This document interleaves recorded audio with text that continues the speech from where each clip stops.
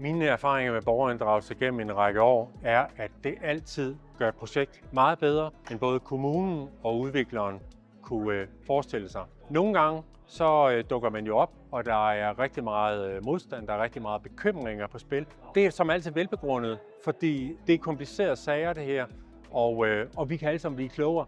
Projekterne bliver altid bedre, når vi involverer de lokale borgere.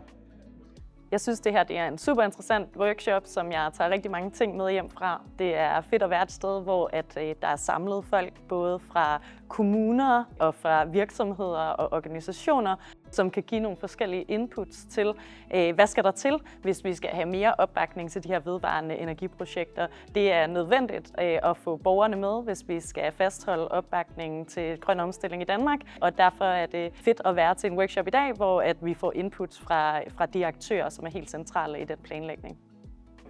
Jamen, jeg håber, at både kommuner og virksomheder kan bruge den viden, som vi har udviklet fra interviews, deltagerobservation, ture ud i lokalsamfundet, hvor vi har talt med foreninger, borgere, interessegrupper om deres holdninger til grønne energianlæg. Det har vi jo så analyseret og udviklet til nogle indsigter, og det har vi så delt med kommuner, med virksomheder. Vi håber, at de kan bruge det både i deres strategiske arbejde med borgerinddragelse, men også i konkret projektudvikling. Vi har alt for lidt dialog med hinanden på det her område på tværs af forskere, myndigheder, udviklere og selvfølgelig lokale. I dag sidder vi her og forsøger at blive klogere sammen. Vi kan altid komme med noget, vi kan lære nogle af vores erfaringer, og vi kan altid blive klogere selv og samle mere og mere viden op. Så det er vigtigt i det videre forløb at snakke tættere sammen, høre erfaringer fra, hvad der virker og hvad der ikke virker, og så prøve at implementere det i den hverdag, i den kommune, med de projekter, vi nu sidder i. Borgerinddragelse for os som virksomhed er super afgørende. I sidste ende så er det lokalpolitikerne ude i kommunerne, som skal tage stilling til, om vores projekter kan blive gennemført og blive vedtaget.